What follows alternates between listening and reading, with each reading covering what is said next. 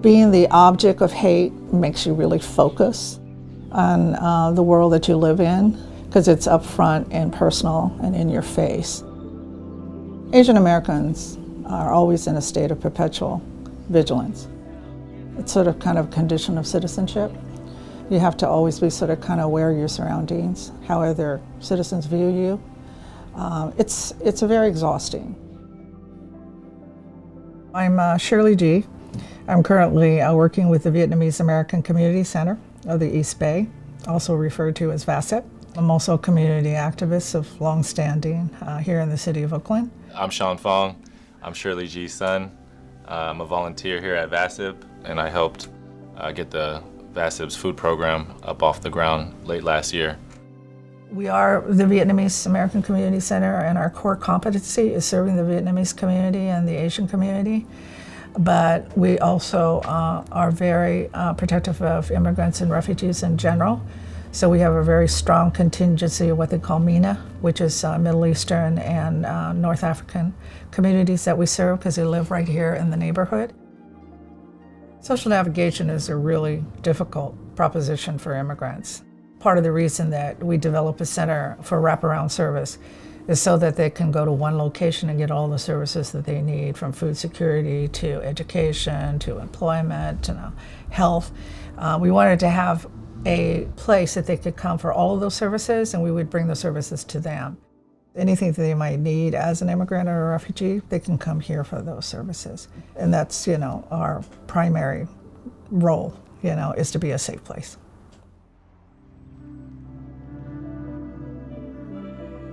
We are at the Vietnamese American Community Center of the East Bay, also known as VACCEB, in Oakland, California, on the corner of International and 7th Ave. I'm going to take you on a tour from the reception area. As you can see, much storage here. This actually supports the food program. But before pandemic, you would find a lot of the Vietnamese seniors here gathered, congregating, singing karaoke, eating their lunch, just hanging out and having community. During the pandemic, obviously we couldn't run those programs, so it became a meal bag prep area. This was actually the old computer lab. This is where the fire started. On the other side of these walls, it obviously destroyed all of the computer equipment and furniture that was in here. February 6th, 1:30 in the morning, I get this prompter from my Citizen app, and it said there's a building on fire, and I listened to the crosstalk between the OPD and the fire department, and they said a homeless encampment had set the building, and I knew exactly which building it was. It was our building. So jumped out of my pajamas, came running down here in time to see the building on fire. It was very distressing.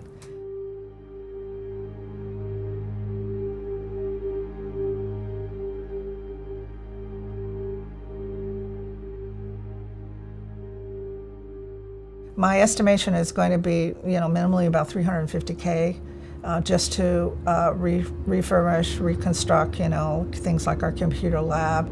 My mom's always known that this was like at least $1 million endeavor to try to get things back to normal. So I guess the $350K is the part where she doesn't think that the city and the insurance is going to cover. So yeah, that makes sense.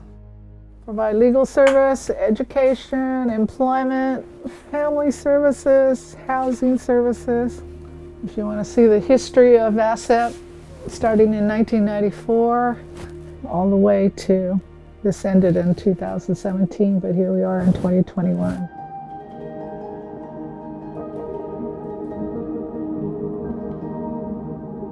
I grew up in China Hill. When you look on the map, it's called Cleveland Heights. Historically, it was actually the only neighborhood my grandfather, after he got out of the army, was allowed to buy property, along with other Chinese people that had the means. Around that same time, there was the white flight movement to the suburbs. But because people like my grandfather were settling in that neighborhood, it became known as Chinaman Hill, which at the time was derogatory and negative, right? Oh, you live in Chinaman Hill, that's no good. That's where all the Chinamen live. But it was the only place my grandfather was able to lay down roots and buy a house. This is where China Hill starts. There's Lake Merritt's over there. There's a hill that separates where we are and the lake, and that's China Hill. I grew up in this park. We used to play on the swings. That was the only playground that was available to us, and it was directly across from the laundry, that my mom and dad, owned. Say hi. Tell us one more time where we are. It's my grandma's house, my grandmother and my grandfather's house. I grew up in this house. My dad bought this when they still had redlining and segregation, and it was before the Civil Rights Act. And the one reason he was able to buy it too, because he was a World War II vet, so he was able to get a GI loan. This is where it started. This is where our cultural struggle started. One of the things I think, we realized was that even with education, without political empowerment, you can't go anywhere. When I went to look at the map, the electoral map, I realized that they had the Asians completely fragmented into 3 different districts, so they could never, ever elect a city council person. And so I, went to Stanford, did a lot of research legislatively on the Voters' Right Act and what it said and what can be done. And then I sat down and I started drawing a map and mobilized the Asian community around that Asian map.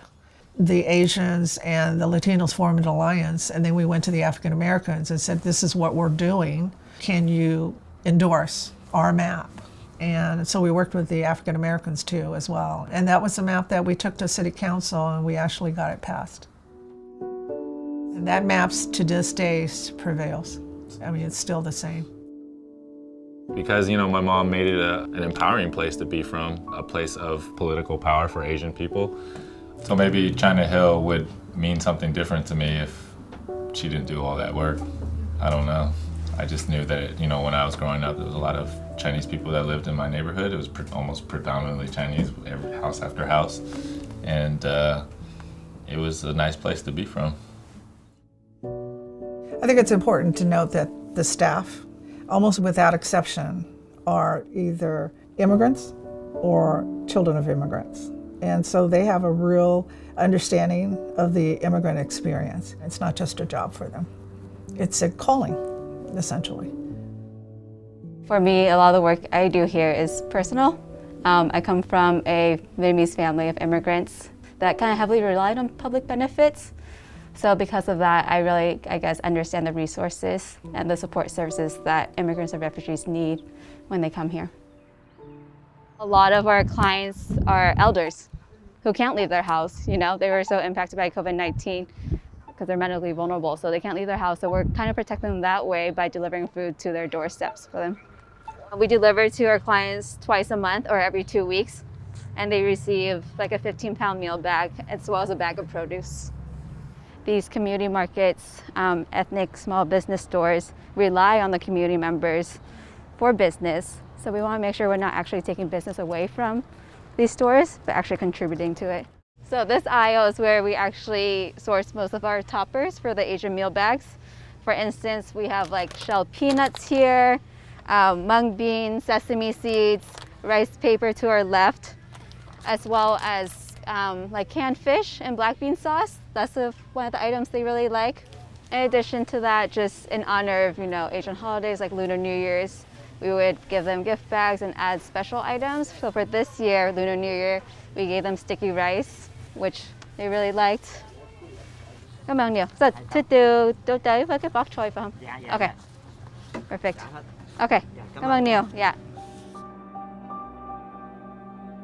I think most of us have the same distressing reaction to the Atlanta event and subsequent events that involved anti-Asian hate.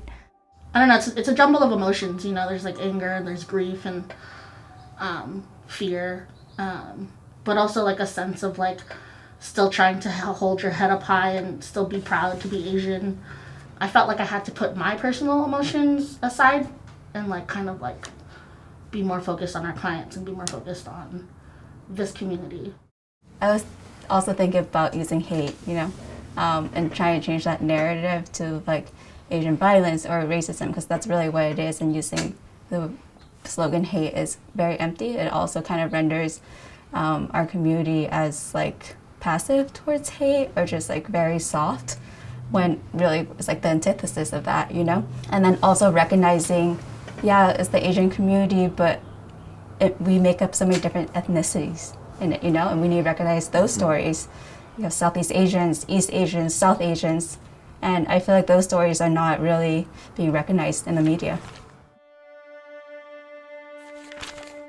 It is a generational struggle.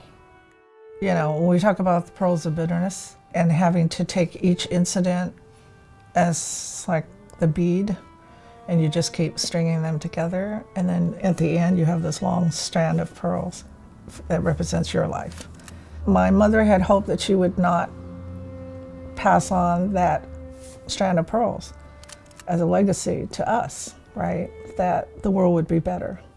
The sad part is we had to do the same thing. We had to take each pearl of bitterness for every event that took place in our lives. And we've been stringing it together, bead by bead. And I'm wearing the same pearls of bitterness that my mother did. But here we are, you know, 2021, and we're dealing with anti-Asian hate still. I always go back to, you know, Coach Doc Rivers' comment, you know, how do you love a country that doesn't love you back? You know, what more do we have to do? You know, we've become brain surgeons, we've become doctors, engineers. We've helped build this country. And we're still not, you know, we still have conditional citizenship even if we're born here. So what more do we have to do?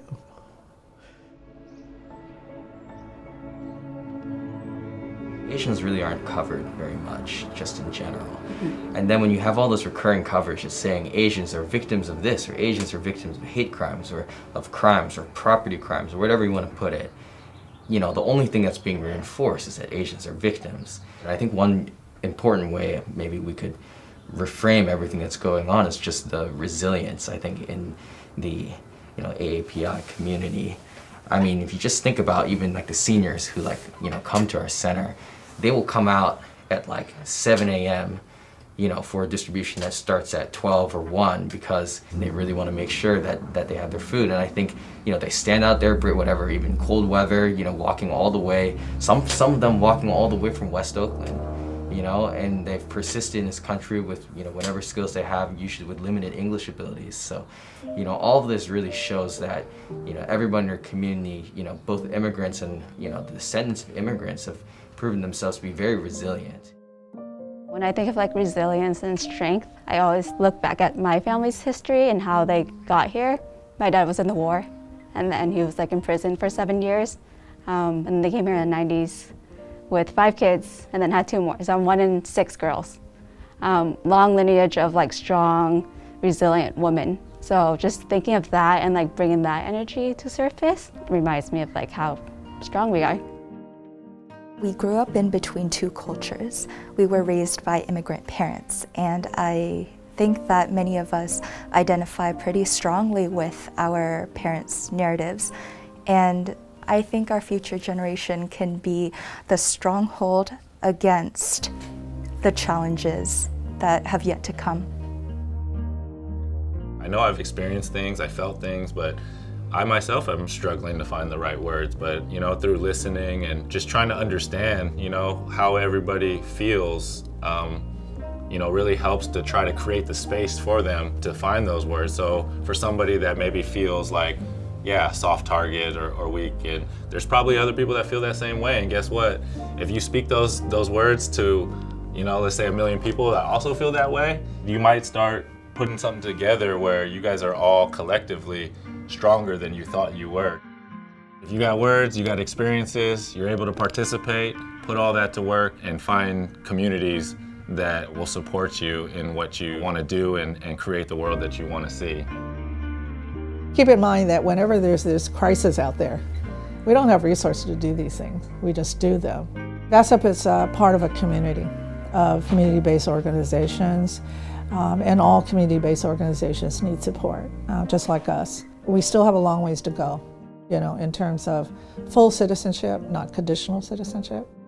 And we have to keep talking about it. We have to keep being visible, not invisible. And VACCEB is here to make sure that all of that happens.